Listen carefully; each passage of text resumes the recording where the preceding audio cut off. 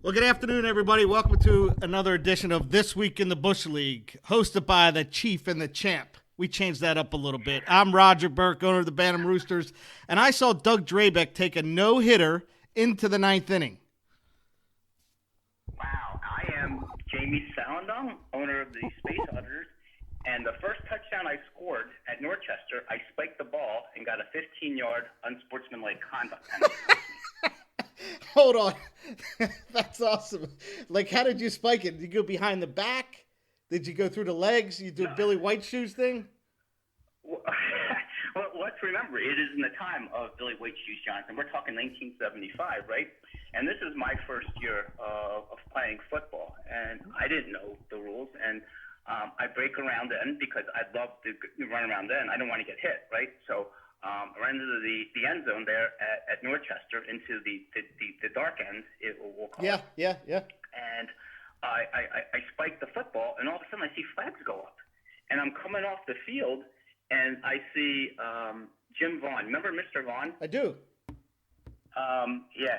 He came up to me and he had a big grin on his face. He goes, "Hey, that was a great run. Just to let you know, this isn't like professional football. We're not allowed to spike it here." And he goes, "But great job." Did you ever do it again? I never did, but I wanted to. Oh, that is awesome. You spiked the ball, first touchdown. I spiked the ball. Yeah. Yeah. Well, let me ask you. So you were a pretty good player, and I'm saying that loosely. You're probably a very good player there. Did you think you scored more touchdowns in one season, or do you have more Bush League titles? Probably more touchdowns. Wow. Between my 8th and ninth grade year, we were a pretty good team when I was in 8th grade. And then in ninth grade, Tom Freeze, owner of the Bearcats, was also on that team. And we were really good that year. And we actually had probably 20, 22, 24 players, maybe at most. Yeah. And, we were kind of like Hoosiers. We actually were a heavy underdog. We won the, I think it was the Bucksmont League, and only lost one game in the regular season. That was at Lower Perk. And we then went to the Mid-Atlantic Championships, and we were a huge underdog. We played down at Fort Meade against a team from Maryland. And I don't know, we were something. Mr. Vaughn tells me the story, and I still see him sometime. We were probably a 2-touchdown underdog. And we ended up winning that game 20-6, and kind of a huge upset. Tom got his bell rung. He played probably half a game with a concussion, which may explain a lot of things. It didn't matter back then. No, rub some dirt on it. You'll be fine. Oh my gosh, that's hilarious. Yeah. So. Yeah. So. Did you go beyond that after you won? No, that was the last game. If you remember, there were some pretty big write-ups in the Mercury, but at that time there was also, this is 1976 now, so we're going way back. There was also a paper in the Patton area called The Guardian. Okay, and I remember that. It was one of those. It was kind of like the size of the Sporting News, if you remember, not the full sheets of paper, but they used to cover that pretty well. And I think they went out of business after a year or two. But from what I understand, they used to draw at Norchester. Those games used to draw pretty well. I mean, we went on a really nice run. The end of that 8th grade year that I had, and then into that 9th grade year. It was fun. It was a lot of fun. Yeah, that was a good league. I enjoyed playing that too. And I remember a bunch of people being there. Of course, I was, like you said, you're 13, 14 years old.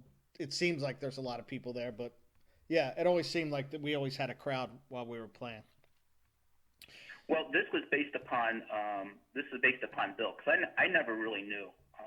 Once you get into that game mood, you never really knew what was going on. Kind of, you get this different personality, and you're just really focused in on that.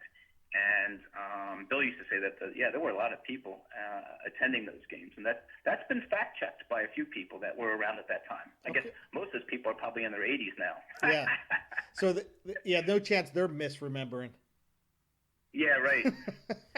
So we had a guest, and he forgot about us. So that kind of tells us where we're at in our station of life as far as a podcast host. The Carpet Kings were supposed to be our guest. Jamie called him, and he literally said, "I forgot." Of course, he texted us every day for a week leading up to this, and then he forgets. But that's okay. So we are going to interview Jamie, who I affectionately refer to as the champ uh, earlier in the show. So because we have not interviewed you, you're the only one we have not interviewed who's actually in the league. So just to and we'll follow the same pattern. Just provide the listeners a little background of yourself, your team name, family, job, etc. All right, yes. I am the Space Auditors, one of the founding members of the Bush League. Started in 1984. I have two daughters, Leah and Olivia, ages 29 and 25. So they've known nothing but the Bush League, and I've been married to Terry, who you heard, I think, in episode 3, known as the First Lady of the Bush League, since 1986. So it'll be 34 years this August, which happens to coincide on your birthday, Raj. It is, yes. And I don't mean to be rude, but you hesitated on that 86. You went right 1980, and then you kind of stalled there. It was for dramatic effect. I've been doing some acting classes. I've been, trying to make sure we can make this podcast a little bit more, Okay, good. Yeah. Listener friendly, yeah. Okay. So, as we talked to Tom Freeze about this earlier, this was started in a dorm room at LaSalle College, now LaSalle University, in the Olney section of Philadelphia. Maybe one of the higher crime rates of the city. I'm just taking that off the top of my head. So you come up with this idea. No, you didn't come up with the idea. You read the book. Your wheels start turning. You start asking people around about, hey, this is something I'd like to do. Are you interested? How do you feel that it's lasted almost 4 decades? I guess I never really thought about it at the time, that it would last this long, because you never knew about technology. I mean, let's think about this. Yeah. The idea started back in 1983. I'm actually an intern now. This is going into my senior year at college. I'm an intern at Alco Standard. I am a financial auditor, and I'm in an airport coming back home at Charlotte, and I see this guy that I'm working with. He's probably, he was significantly older. He was probably 28 or 29 at the time. I'm 20. And I'm asking him, he's looking at the USA Today. He's looking at them. I'm like, what are you doing? And he goes, I'm checking my rotisserie league team. I'm like, what's the rotisserie league team? And he started telling me about how they would use actual stats and draft their own baseball team. I said, oh, this is really interesting. So I went out and bought the book called The Rotisserie League Baseball, which I still have the original copy. And reading about it this was the fall of 1983, and when I went back to LaSalle in spring semester of '84, I asked Tom about this. And just a little side note on this. Now this is my senior year, so I've taken the summer and the winter semester, and I was interning. So I was still, I think I needed 21 credits to graduate. Oh. That spring, because I took off this, and I'm I'm working like crazy, and Tom has. I think he talked about this in his podcast. Yeah. He actually has 4 classes, 3 of which were pass-fail, and he was just going nuts. So I said, hey, you kind of do this on your own. Tell me what you think about this idea.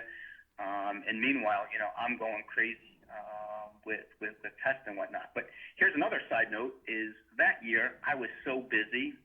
I said, hey, Tom, I'm in the same. I think it was a business writing class with Dr. Margaret Sovin. I said, you took this class. Can I have your notes? He goes, yeah, here you go. He wrote this paper, and boys and girls, don't try this at home. He wrote the paper, got an A. I used his exact words verbatim, semester later, and got a B+. And I'd Sometimes, like to attribute it to a bit of prejudice, but how can you fight something like that? sometimes it depends where the paper is in the stack.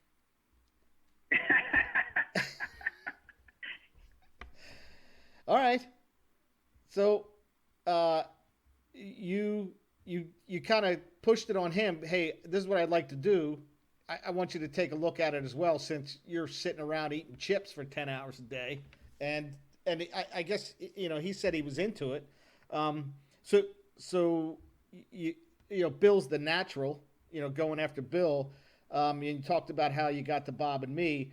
Did how long did you really think, like, I don't know if this is going to last a year or 2 years, or even if you'd like it? When did you feel like, I think we have something here? Like, I think we have a group that can stick together. Yeah, so let's just go back a bit, because you had mentioned Tom sitting around eating chips. If that's a euphemism for drinking lots of Miller beer, then yes, I would agree he was eating chips. But answering your question, I don't think it was. I don't think it was until probably about 86 or 87 that now we had a couple years under our belts, because as you talked about, Tom said he was in, Bill was in, and he came down from Bucknell, and I had asked Bob to be in it because I had become fairly good friends with Bob probably my senior year in high school to maybe freshman year in college, and I knew him through Todd Klaptowski, and because him and Bob lived in Kenilworth, not too far apart from each other. And so Todd Klaptowski was supposed to be at this draft as well, and I think Stan, and I've known Stan for a while from over at Norco, and Klap jumped out at the last minute, and Bob was fortunate to be able to find you, and you came in, and because Stan didn't make it either, so I don't think we could have done it with 4. With 5, we could do it back in those days. But Yeah. I think in answer to your question, Raj, it was probably, I don't know, 2 to 3 years in that I felt that, hey, this has a chance to keep going. What did you think? Because you just came in cold that year. Yeah, I would agree with you. Probably about 86, 87, and some of it, I think for me, I'm talking about me. It was reinforced because I was in high school the first year and then college the next 4. When I would tell buddies of mine, like, hey, I can't go out this weekend because I got a draft, or right after, because I would show up to the draft Saturday night after playing a doubleheader. And I'd say, look, I can't go out. I'm going to my baseball draft. And when they would think it was cool, it would kind of reinforce, that, yeah, I think this is cool. I'm glad other people do, that I'm just not some nerd that likes to, play fantasy baseball. But yeah, it was probably 86, 87, 88 where I felt like, yeah, this is something that could last. When you're 19, 20, you're not thinking of what you're going to do when you're 53. You're thinking of what you're going to do 2 weekends from then. But yeah, I agree with you. It's probably about 2, 3, 4 years where I thought, yeah, this is something that may stick around for a little bit, especially since we did all the other social stuff together besides just a draft. Yeah, and I think probably topics that we might hit on later, and as we've asked other guests, is we had wiffle ball, and we used to play that 2, 3, 4 times a year, and used to play in the snow. I think that really helped. Yeah. Oh, yeah. That definitely helped. Yeah, and for the most part, everyone was around. I mean, no one had moved away. Bill was probably the furthest person away, and he was in Lewisburg or whatever the town that Bucknell's in. So yes. Okay, so 84 we have 5, and 86 you added the mainlanders, Rob. How did you? Why him? And I'm not. So Rob and I used to work together. Okay. And one of the things that I was doing, this is right around the time that computers were coming into play, right? And I think one day I stayed late in the office, and I have the USA Today stats in front of me, and I'm using a program, if you remember, it was called Lotus 123. Essentially, It was the first really good spreadsheet. Yeah. And I was on the computer, and at work, because I was doing it after work. He goes, "What are you doing?" And I said, "Well, loading my stats for rotisserie league baseball." And he had asked me about it, and he wanted to join. So I had asked a couple people that I had worked with. One never showed, but Rob was pretty interested. And as you remember, he was a pretty fierce competitor through the mid '80s and into the '90s, and then he kind of lost his way early 2000s, and I think he had stopped playing by 2002, 2003, somewhere in that area. Yeah. Yeah. Okay, and then so we added him, and he stuck around for quite a while. And then Jim Galante was next. Yeah, Jim. Okay, so actually there were two people then. There was a person by the name of Ralph Cotton. Okay. He also worked where I worked. He worked in a different department. He worked in the tax department. I was in the audit department. He found it the same way, that, hey, this is a great idea. I want to be in the league. And he was there probably for a short time, maybe 3 years. Yeah. Same thing with Jim. Now Jim, I think he started in '87, and he and the mainliners, Rob, actually tied in 1987 as co-champions of the league. I met Jim through a mutual friend, and we were actually playing on the same softball team together for probably 5 or 6 years. Okay. All right. Yeah. Yeah. And he stayed maybe 5 years-ish. He was out. Yeah, I think it was it was maybe 3 or 4, and okay. Then, he was moving on. I think he actually ended up moving to Florida. I don't know. You've recently caught up with him. I have, and he's back in Pennsylvania, and he does a podcast about Penn State football. Yeah, and his name has come up in the podcast in the past because he was a left-handed pitcher, and he was actually pretty good. He was a good. Yeah, he was a tough one to find your way on base. And then they were the 3 that you initially tried to bring in. Is that something that you wanted to expand quickly, or it was just kind of happenstance? Yeah, we need to add some people. These guys are interested. I know them, and here we are. I think it was really based upon people's level of interest. I didn't really actively recruit beyond the first 5 of us. Okay. If you remember at that time, what became difficult for me was doing the stats. Sure. And we used to do them. It wasn't daily. It was every other week. So there was a fair amount of work in there. So I didn't want to add too many people just because it meant more work for me. But, I always wanted to keep together, obviously, the 5 of us that originally started the league, and then add people that were just really interested in the league. And I think that still stands today, that you got to stay engaged through the entire season. And it's easy to lose track. I don't know. You tell me, if your team is not in it by mid-season, I don't know what that feels like. But you tell me, do you lose interest at that time? No, you didn't. You don't lose interest, but you certainly has a different perspective on the season. But the other thing I was going to bring up is that you were the de facto commissioner, probably for the first, would you argue, 10 years, just because? Yeah, 15 years. Yeah. So, and tell me if you remember this, but this was one of the. This has not come up in a podcast episode yet, but this was one of the funny memories I had. So you remember before we had the internet, we had a period of time where if you had a guy get traded to the American League, you could pick someone up, and it went in reverse order of standings at that time. Is that something like that was our first free agent type pickup thing? Do you remember that? Yeah, that's a really good point. Yeah, we did, because I think we had 2 exclusions. Like, if you had players that got injured, you were lost, done. And yeah, it didn't matter. Right. Yeah, except for I think we always had a rule that if they went on the 60-day DL, you could pick them. It was kind of cruel, but you were always rooting for your player to go on the 60-day DL, not the 15-day DL, which is now, I guess, IL.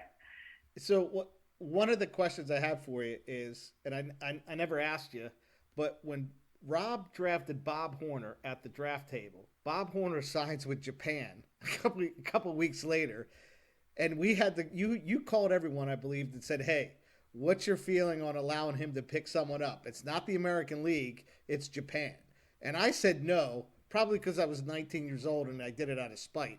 But do you remember that? I kind of remember that. You know, it seemed to me that controversy would always follow Rob around. I don't know what it was.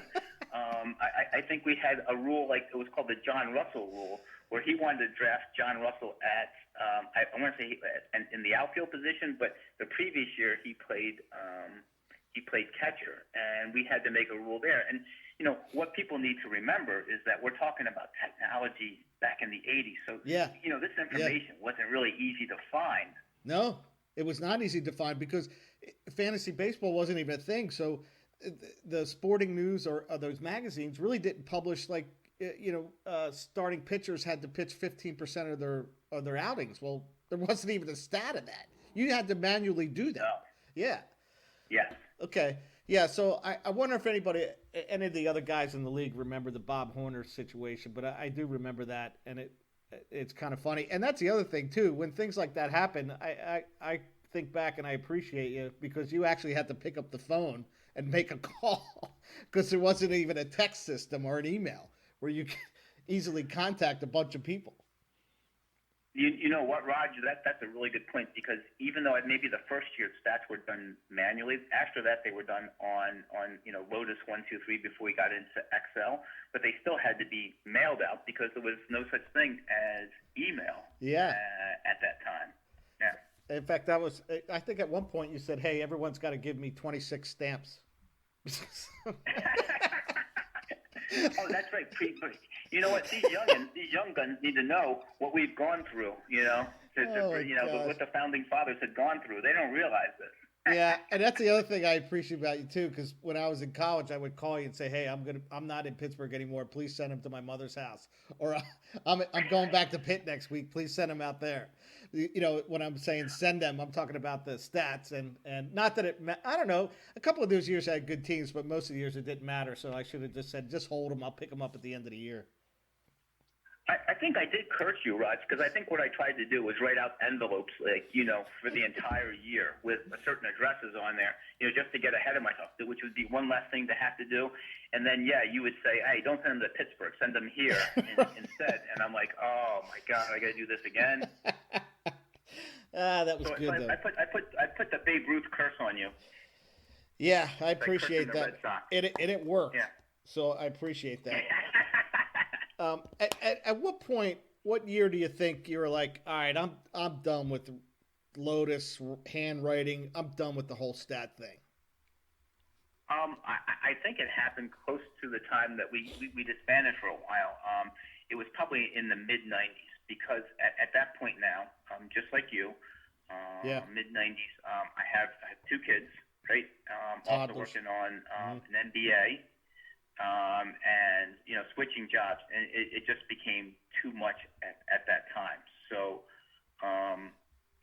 that's what I think was one of the reasons why we kind of stopped, because we were actually trying to change the format of the league. We were going to go from a rotisserie style league to a head-to-head league.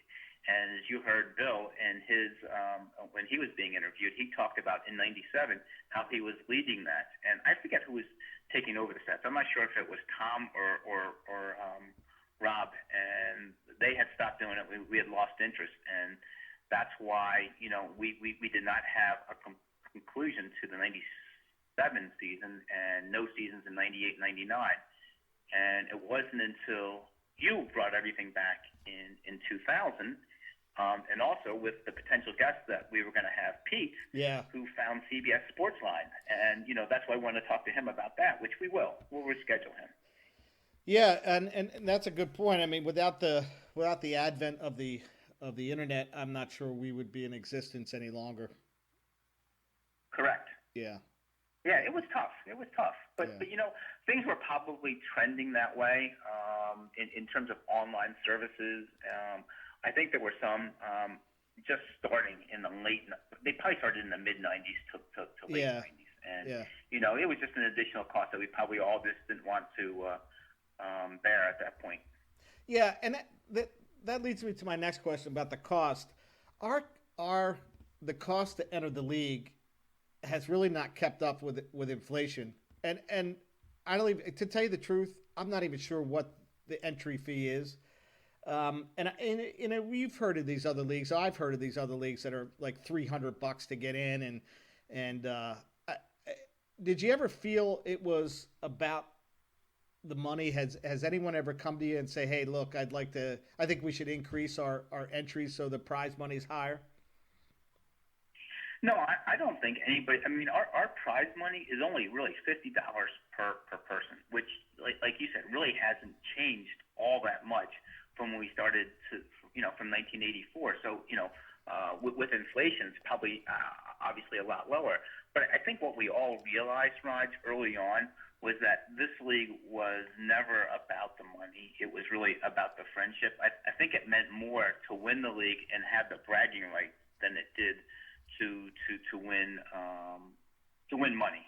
And I don't think we ever wanted money to get into the way of friendships. And while it may have never been stated, I think that was implied. Yeah, and I agree with you. Again, I'm not. Is that what it is? $70 or 75? I'm not even sure what it is. It's like $50 for that goes toward prize winnings and 15 each for Okay.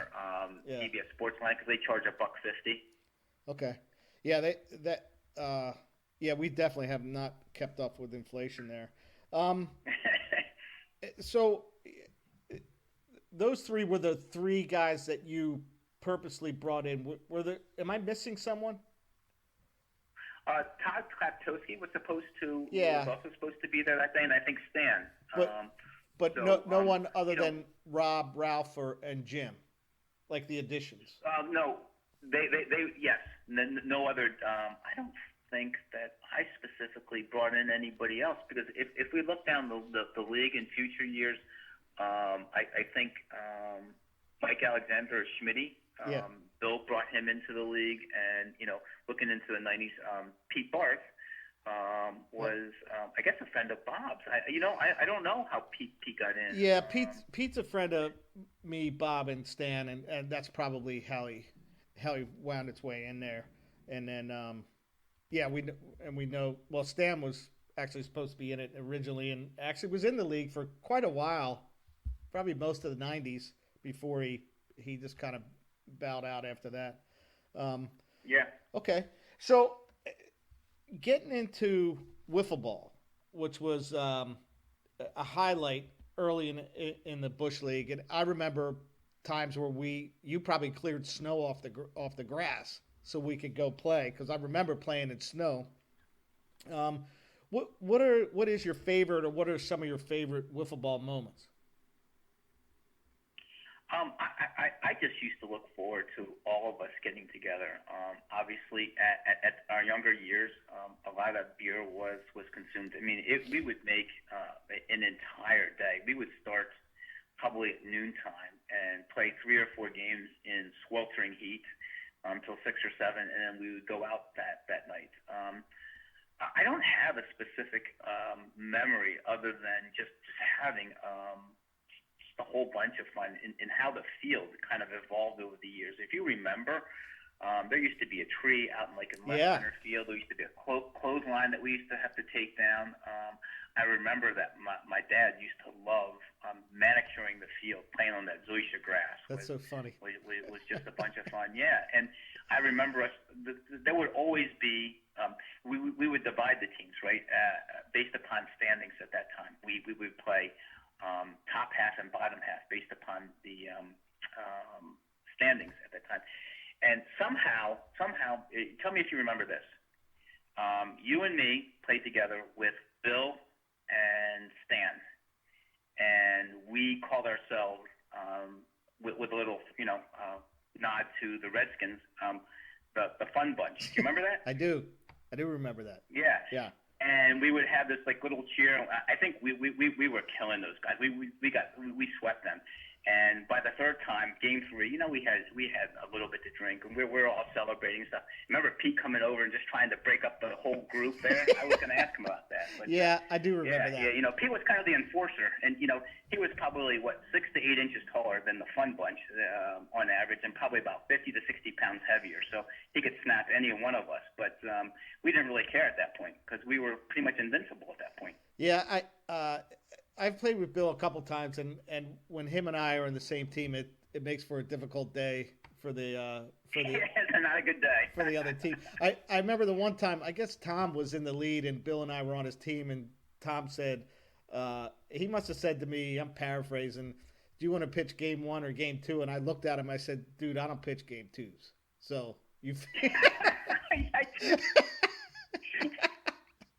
He just looked at me like, I love that. Are you kidding me, man? It's wiffle ball. I'll pitch game 2, Tom. So you always had a different persona when you got on that mound, didn't you? I mean, you just became kind of a possessed person. You weren't the fun-loving person. You were all business when it came down to that. And when I say business, I don't mean that in a mean sense. You would you would throw different pitches. You would just laugh at people sometimes because they had no idea. They were wailing away. I think it's the competitiveness that comes to me. And unfortunately, and I don't know why when you said a switch turns, and I feel like you're kind of like that. I feel like Bill's kind of like that. When you're in a competitive environment, a switch is turned. And that's the persona you take on. And unfortunately, and I don't know why, I don't know if I should say unfortunately, but I'm a trash talker. Like even when I play pickup basketball, I talk constantly. And I know it bothers people, and that's why I do it. So I am like a different person. And that's, it was bad enough that people were swinging and missing at your stuff. I mean, it wasn't even close. But the fact that you used to actually, laugh when you were on the mound, and then, poor Ralph had never had an opportunity to hit you. You would tell people to sit down and, go get a beer, go head in, grab a beer. I'll be in just a second. I mean, it was ridiculous. Yeah, I know. Actually, it was funny. I just heard a story. I was watching. I think it's Studio 42 on MLB, and they were interviewing, Bob Costas was interviewing Willie Mays. And, obviously, I never really got to see him, obviously, in his prime. I just saw him at the tail end with the Mets, which, he was probably a shell of his former self. But he was talking, they had Joe Torre doing a little interview about Willie Mays. And I guess he would always try and distract Willie by talking to him while he was up to bat. And he was telling a story about how Willie would talk to him actually during the at bat, and he was asking him a question, and Willie hit one out of the park, and Willie said, "Hey, when I get back around, let's finish the end of the story for you." That's a good story. Yeah, I'm feeling like someone like Willie. That's what you were like. Yeah, I don't think I would trash talk to Willie Mays though. I just. Yeah, there's some guys you just don't say that. Well, what about the funniest moment? What about the funniest wiffle ball moment? Oh boy, God, I used to hate this story, but I think this all goes back to the whole Ralph incident, and after that little dust up and the dust had cleared, and everybody alcohol fueled and tell him, yeah, just go.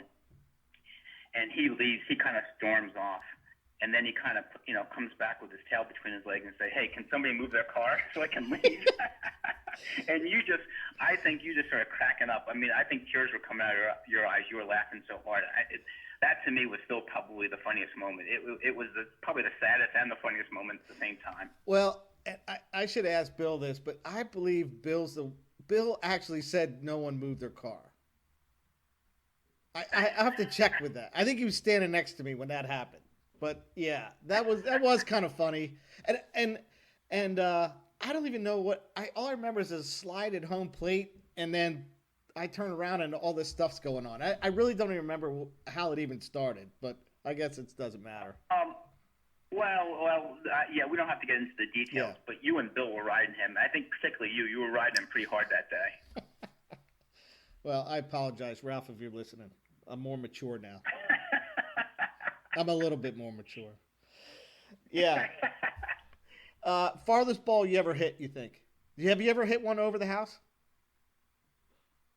Well, you heard. Who was it? Rick said that you hit one over the house on me. I don't remember that, but you could have.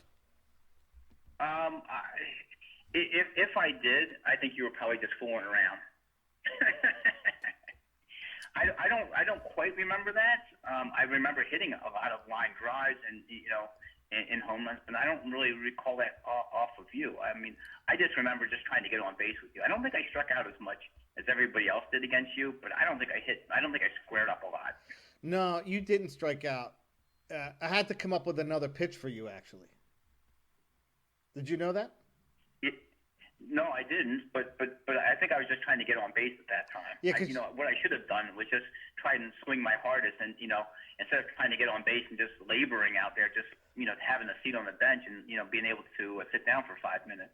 Because you would back all the way up. You would back out to try to get that pitch when it dove back India. So you would. Hey, yeah. I do remember this story, Raj. One of our later games. Your neighbor, when you lived in Gap, PA, that lived across the street. Remember we played one game across the street? Oh, yeah, yeah. Neighbors? Yeah. Yeah. And I remember I was throwing this like underhand pitch to you, and it'd kind of come up and in and would do that wiffle ball thing. Yeah, yeah. And I think in my mind I'm like, I'm gonna throw this one more time, and you were just waiting on this pitch. I don't know if you remember this, but it was a long drive. You actually hit it, I think, over the road into the other drive. I mean, it was a mammoth shot for a wiffle ball, and you were just waiting on that thing.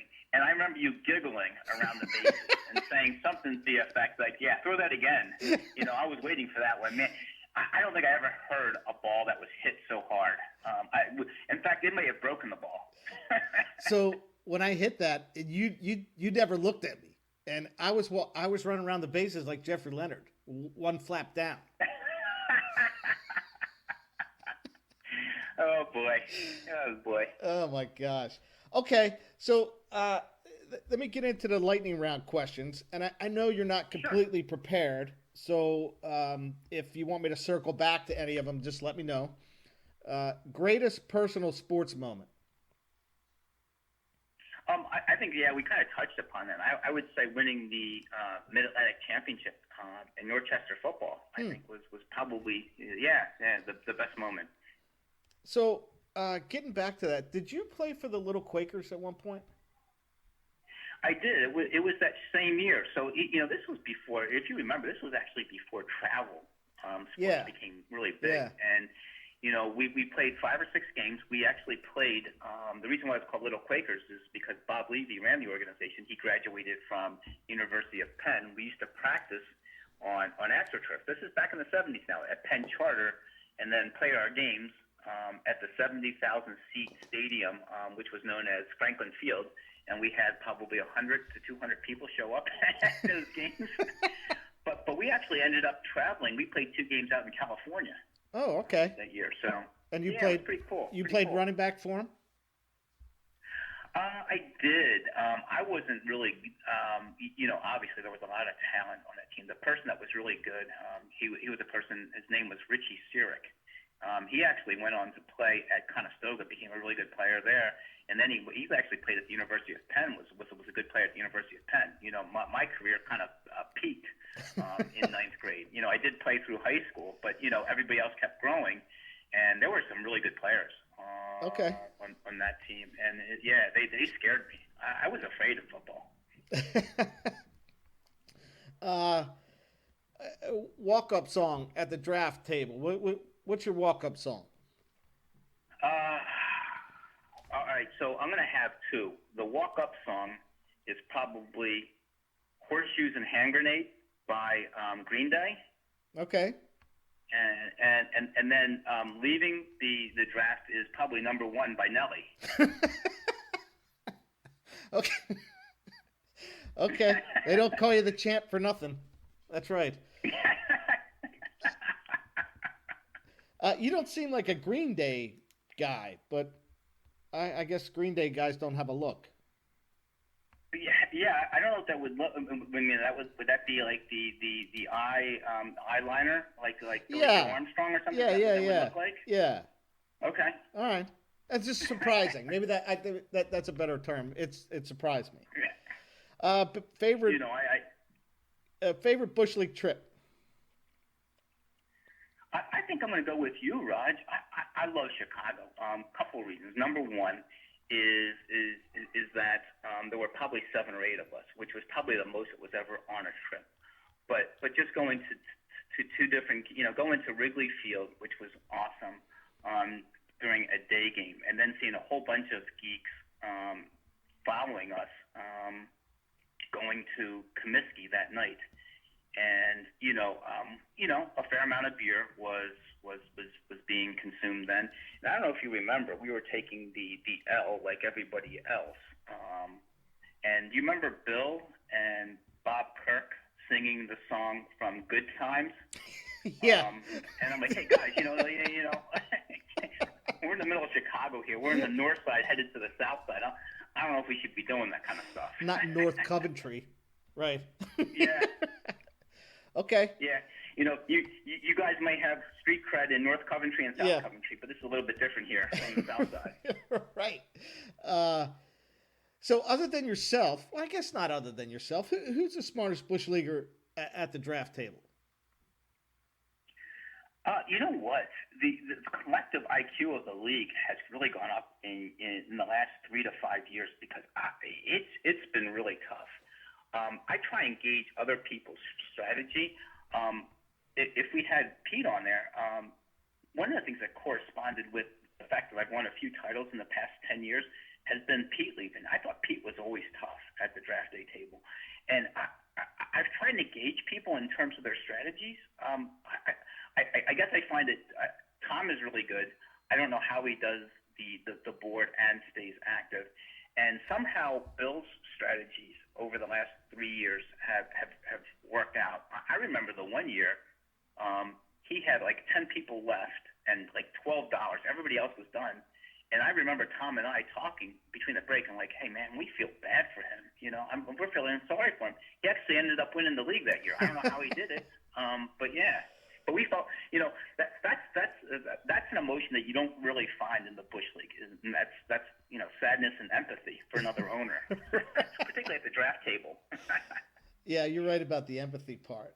And how are you spending your time now without any sports? And you and I have talked about shows that we're watching or we have watched, recommend. What are your thoughts with non-sports shows?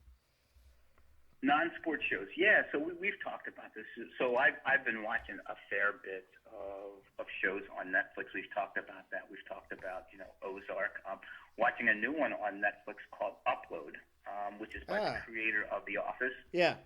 I know you're a big Office fan because you've made reference to The Office because you are assistant to the GM of my Out of the Park baseball league. So I'm watching shows on Netflix.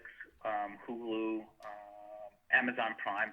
I get all of those. In fact, my daughter Olivia was over today and gave me her password to Disney Plus. So we'll check out what's on Disney Plus. Yeah. Tonight is episode 7 and 8 of The Last Dance, and I'm consumed by that and Michael Jordan. Yeah, I'm all caught up with that as well. That's pretty impressive. I've really enjoyed those documentaries, those episodes so far. What about you? Is there anything new that you're watching? Christy and I just finished The Stranger. It's on Netflix. It's an English BBC show. The BBC has some pretty good stuff. I hate to say this on open air, but there's some pretty good crime shows on PBS that I watch. That's where I'm at right now on PBS. Okay, so I can tell you that we're actually watching a series, Terry and I, on Masterpiece Theater called World on Fire. Okay, World on Fire. Which takes place in World War II, 1940, in 2 different sites, in Poland and in England. Okay. I never thought that you and I, here we are, 36 years, 34 years later in the Bush League talking about Masterpiece Theater. I know. You feel like saying, you win, Corona. You win coronavirus. I'm watching PBS Yeah, I give up. and I give up. They win. yeah, we've watched a crime show called Baptiste on that. Baptiste, he's a Okay. retired detective. 8 episodes. Yeah, it was good. Yeah, it was good. So, okay, this is good. I'm glad we had talked about uh, making sure we fit you in and um, you know cover your background and thoughts about the league. Those listeners out there, we had a listener question thrown out to us Yes, we this did. week. Justin from Lidditz asked us the greatest pitched Major League Baseball game ever. Um, So what did you think about that question? I mean, that was a great question that he had posed to us, Raj.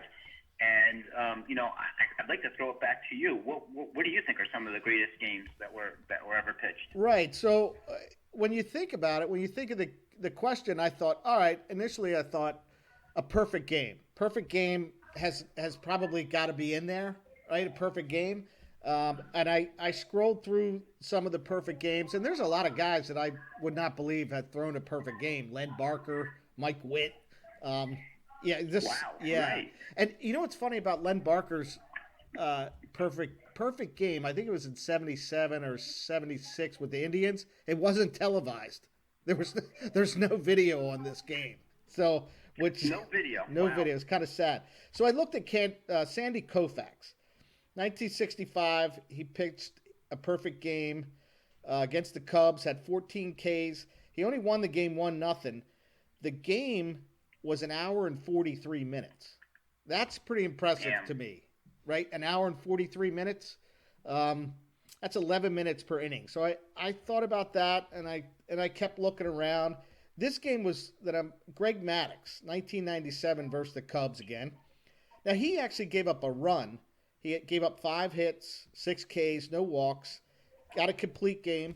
Complete game, Jamie, he threw 77 pitches. You know what? We've had Rob or Bob Freeze or maybe even Tom throw more pitches in an inning in wiffle ball and last longer than an hour and 43 minutes than that. Yeah, so he faced 31 batters. Jamie, that's 2.5 pitches per batter. So I looked at it like, well, I guess he was pitching the contact, wasn't he? that's what I was thinking. That's pretty damn efficient. And that's a well-pitched baseball game. But what I went with, and I looked at it, the word game as a whole, right? Game as a whole. So I went to Game 7, 1991 World Series, John Smoltz and Jack Morris. Jack Morris pitched 10 innings of shutout baseball in Game 7 of a World Series.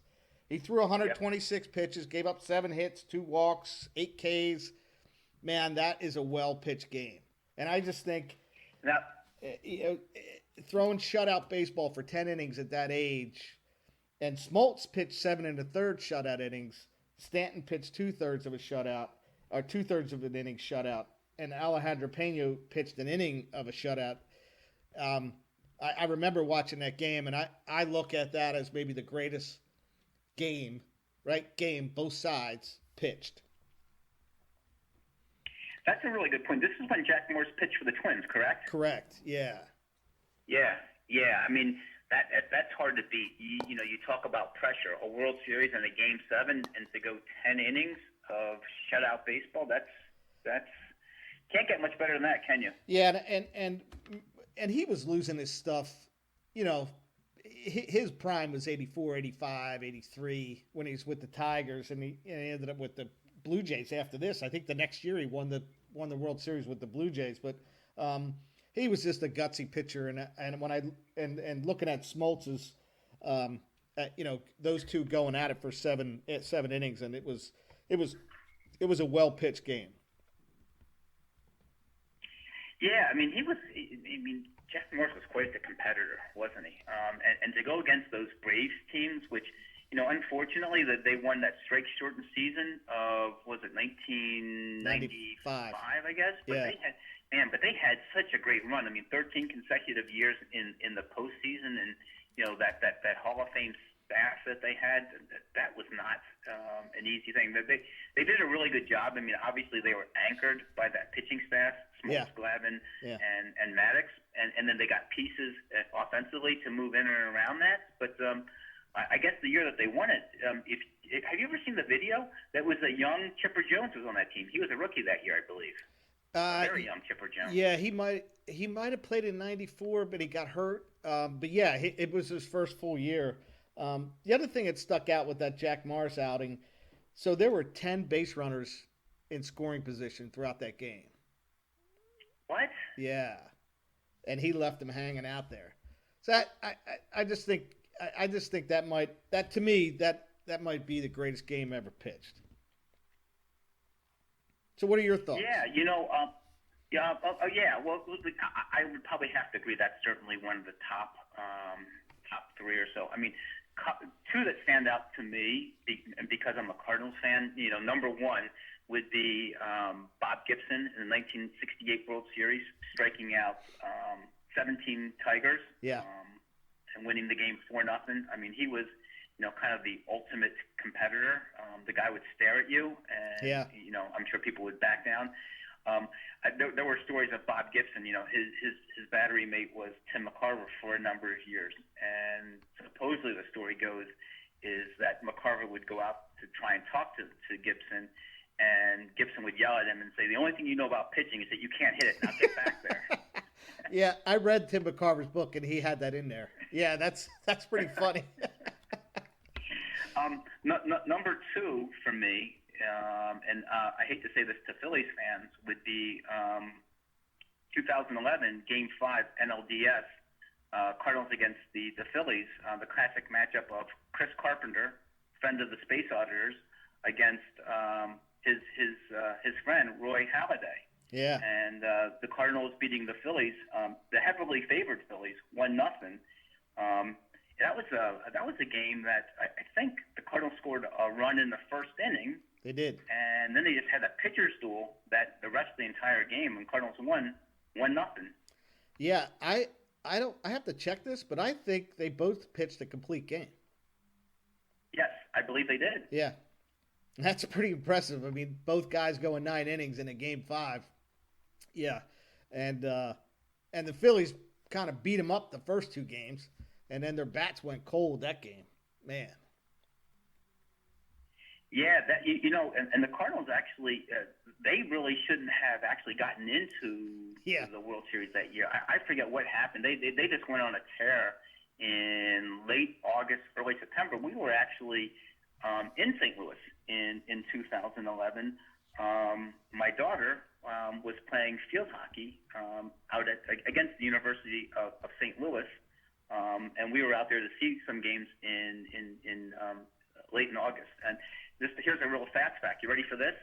Is that for a brief shining moment, she was the leading scorer in Division I NCAA in field hockey. Wow! Because she scored the first goal on a 12 o'clock game on the first day of the season. So I think she scored 3 goals all that time. But for one moment, she was the leading scorer in the NCAA that year. That's awesome. And I remind her of that. If that was me, I'd be reminding you about that every day. You know what? It's funny because they don't really, while they played, like you, they played collegiate sports. They're not really big sports fans, so they don't really care about that kind of stuff. It's me and the baseball nostalgia and history that has to remind them of that. They're like, yeah, whatever. We're moving on. So, one of the reasons the Cardinals got into the playoffs that year is the Phillies had won the division probably 10 days earlier. I mean, that division was won. Yes. And the last 3 games of the season, they swept the Braves. Yes. You know what? I remember, and a tip of the cap to Charlie Manuel, because I remember him saying they didn't have anything to play for. They had nothing to play But they for. said, hey, he just said, hey, we're going to play this out because if we were in the same situation as the other team, we'd want people to play it straight. And, good for him. And, it kind of came back to haunt him. Yeah, it did. Good time Charlie did a good time thing. Yeah. And actually, we did pretty well against the Braves that year. we meaning the Phillies and yeah, when they swept them, I really thought after they swept them, I thought they were going to sweep because there's no way Milwaukee would have beat the Phillies. Milwaukee was they were average. I don't even know why they were in the playoffs that year, but yeah, once you got by Philly, that was it. That was a well.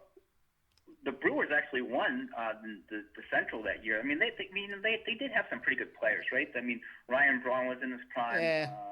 Prince Fielder, had a good year. And God, who was the outfielder that was their spark that year? Niger I can't Morgan. remember who it was. Was it Niger Morgan? Yeah. Yeah, the hockey player. Okay. That's the guy that threw his glove down when the ball hit the wall. That guy was crazy, man. Holy smokes! Yeah, so that and that would be your greatest game, unbiased opinion. That would be well, no, that was a very biased opinion, and hopefully that was probably more of an answer than Justin from Lidditz down your way was asking for. But appreciate the question. Yeah, hopefully there's yeah, going to definitely. be a few more questions coming. So one last thing before we wrap this up. Out of the Park Baseball, Jamie is the general manager of his team, who is the 2020 Cardinals. Last week, he appointed me on a volunteer basis, assistant to the general manager, and you made a trade this week. I did. So I solicited your help, Raj. I had some problems offensively on the left side of my infield. Both Carpenter and Paul DeYoung were not doing well. And Carpenter, part of the problem here in this league is that I can't trade Carpenter because he's signed to a 4-year, $72 million contract, so his contract's not moving anywhere. But Paul DeYoung, I could move. He was batting below the Mendoza line.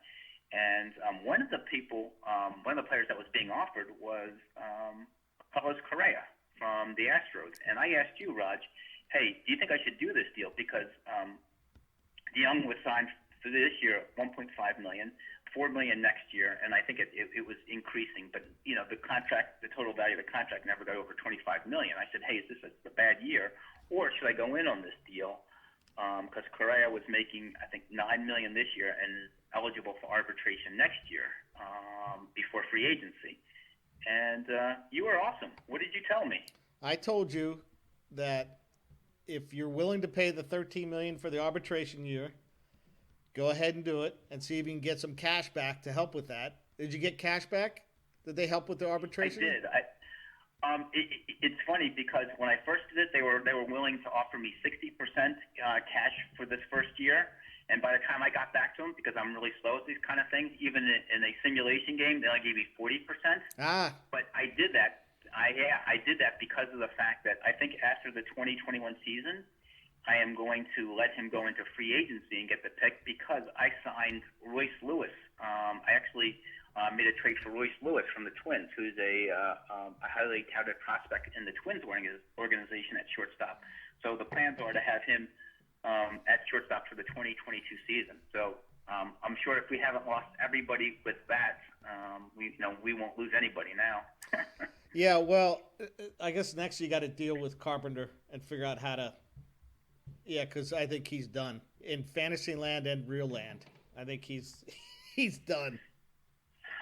I'm hoping he makes a comeback, but for the Cardinals, it's going to be kind of difficult, right? And, one of the things we need to talk about, Raj, and maybe this is next week as you talk about who's our guest for next week, we also need to talk about, as the plans unfold, it looks like there's going to be, 3 divisions of 10 coming up and everybody playing at their home ballpark? Yeah, that came out today. Well, I read it today, and so that was the just kind of a modified version of the spring training sites, the 3 divisions, and it looks like it might happen. I mean, they're moving in that direction. I'm sure they're making logistics plans and talking about staffing and umpires. I'm sure they've contacted the umpire union.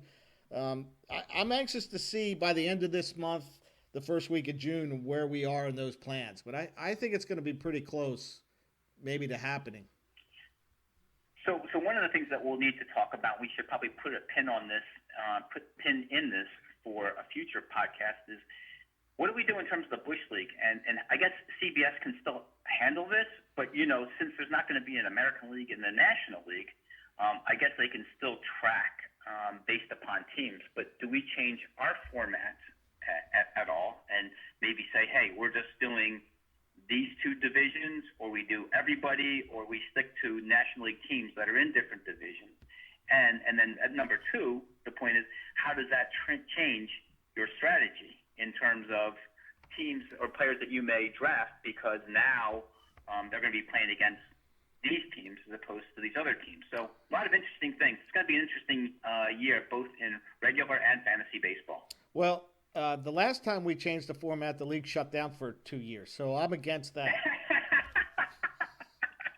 So you're going to save us again, Raj. Don't let it happen. Don't let it happen. So next week, tentatively penciled in, we have the Mogul Man, Stan Moyer. Yay! Yeah, so he'll be our next guest. We'll try to reach out to Pete and see if we can reschedule him. We got some other things in the works. Jamie and I were talking pre-production before the show, so it looks like we're pretty confident on the next month and a half of topic to continue to have the show, and remember to subscribe to our YouTube channel, the Bush League, 3 words, the Bush League, and that's where all of our future podcasts will be posted, along with Twitter. But we have, those of you who haven't seen it, we got some cool word art up there now, and I actually watched it on my TV last week. Me too. Yeah. So do you have some walkout music for us? We do have walkout music today. It is the Sewer Hawks, Bob Kirk's walk-up song. It's called "Walk Away" by the James Gang. Yay!